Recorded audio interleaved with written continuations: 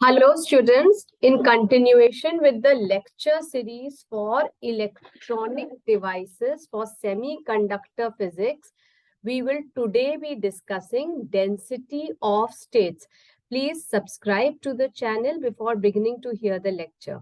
Okay, now density of states is a very important topic in semiconductor physics. Basically, the definition of density of states is asked, and a very important derivation depicting the density of state formula is asked. Also, at times you are asked to plot the graph for variation between density of states and energy. So let us first see what is density of states, or DOS. So this is essentially the number of different states at particular energy level that the electrons have been allowed to occupy, or the number of electron states per unit volume per unit energy. Now, properties such as specific heat, paramagnetic susceptibility, etc. depend on density of state. Density of state also allows us to determine the distribution of states as a function of energy, and it also helps us in determining the spacing between energy bands in semiconductors. Now, the number of electrons per unit volume in an energy level at a given temperature is equal to the product of density of states, that is number of levels per unit volume, and the Fermi-Dirac distribution function, which we have discussed in the previous lecture.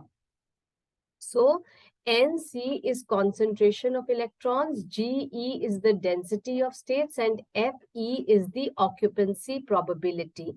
Now, we have to derive an expression for density of states. So, for this, we consider a sphere with radius as n and outer diameter we can consider a very thin one with the radius of n plus dn. Now, within this thin dimension, we take values of energy levels as E and E plus dE. So whatever number of states are there within this space, we are going to work out on this. So the number of energy states that we are getting here within the sphere of radius n will be considered taking one octant. Octant is eighth of the sphere, and we know that volume of a sphere is equal to 4 by 3 pi r cube, where r is radius of sphere. In this case, we have taken the octant, that is eighth, 1/8. So 1 upon 8 into 4 by pi by 3 into radius here, n plus dn cube of the sphere.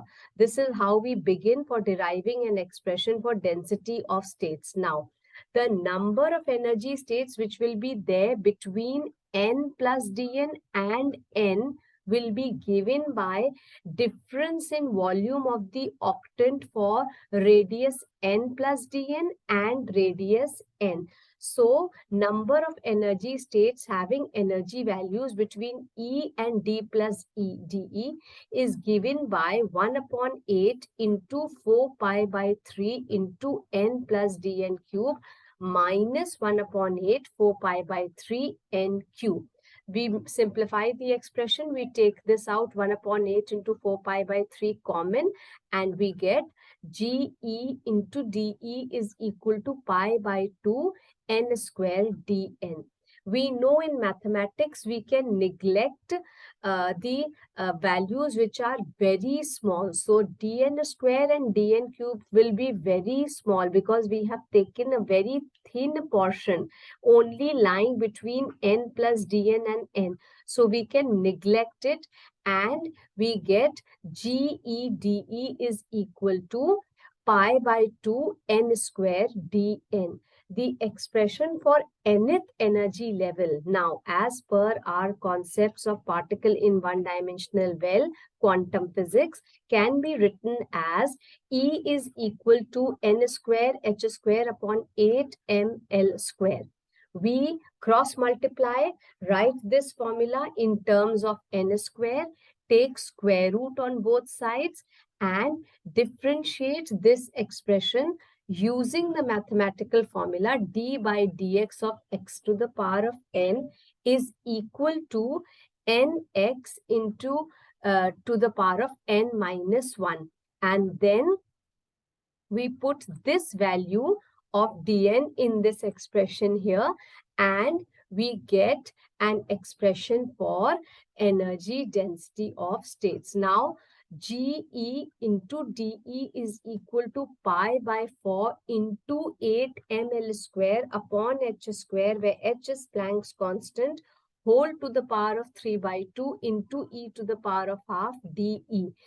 From Pauli's exclusion principle, two electrons of opposite spin can occupy each energy state. Hence, equation up will be multiplied by 2 and we get the expression. We simplify it further here.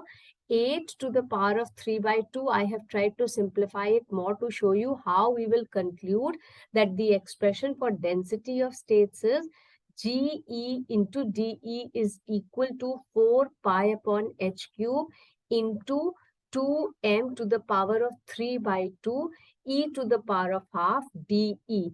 And GEDE is the number of allowed energy states in the range E and E plus DE. This expression is very important. It has been asked many times in the question paper, especially the derivation part.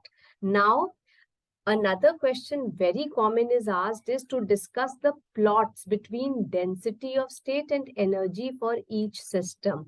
That means 1D, 2D and 3D. So, for one-dimensional, density of states will be proportional to e to the power of minus half, and this is the type of plot we are going to get.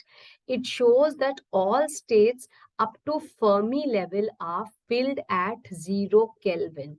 In two-dimensional, density of states is proportional to E naught. That means it is here, it is significant that the 2D density of states does not depend on energy, and top of the energy gap is reached, there is significant number of states available.